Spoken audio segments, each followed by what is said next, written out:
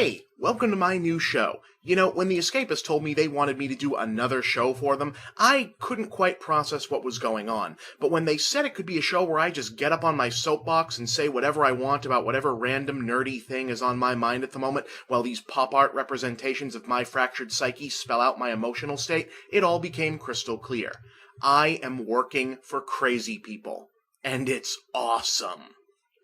Now, providing my producers don't experience a sudden moment of clarity as to the dark and terrible force they're about to unleash upon the interwebs, on The Big Picture we're going to talk about all kinds of stuff. TV, science, food, movies, comics, politics, monkeys, whatever. But because I like to make a big entrance, let's kick things off by talking about video games. These video games.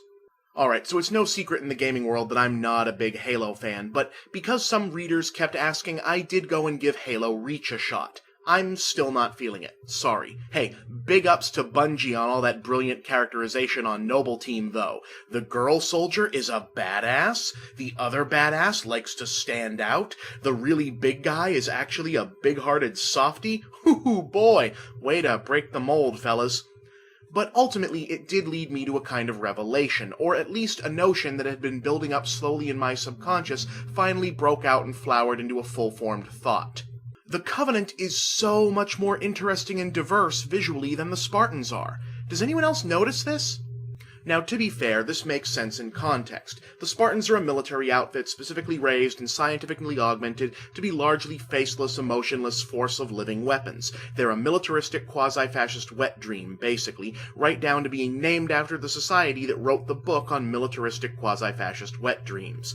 This stuff has been the lifeblood of the military sci-fi genre ever since Starship Troopers, except there, the Space Marine guys were up against an enemy whose collective, insect hive mind makeup made them even more faceless and anti-individualist, so it kind of balanced out. But in Halo, look who fights for the Covenant.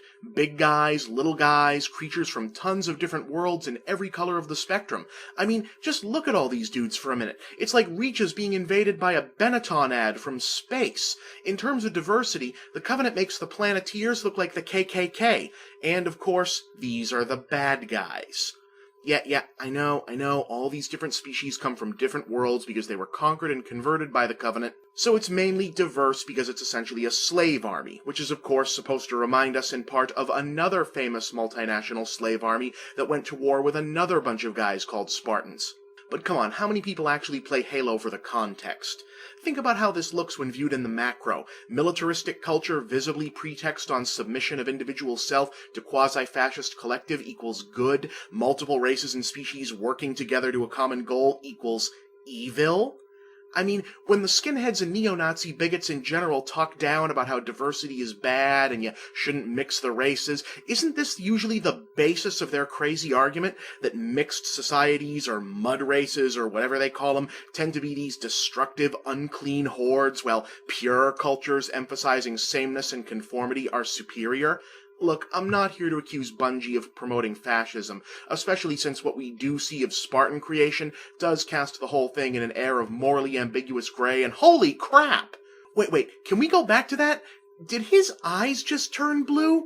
So hold up, you got this young guy with the conspicuously well-shaved head getting turned into the ultimate human weapon, and you know it worked because his eyes are blue now? Bungie, that's some pretty scary unintended symbolism there. This is some kind of self-parody, right? Right?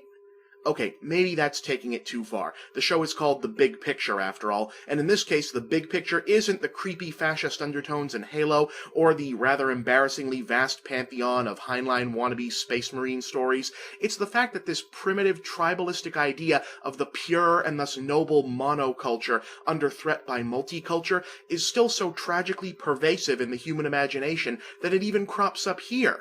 Which is especially ironic since the whole idea of the Covenant as bad guys is supposed to be critical of blind loyalty to arcane belief systems.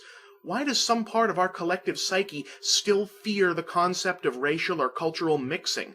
And why is it so ingrained that we hardly even notice it anymore? More importantly, why aren't we more inclined to try noticing it, and even getting rid of it?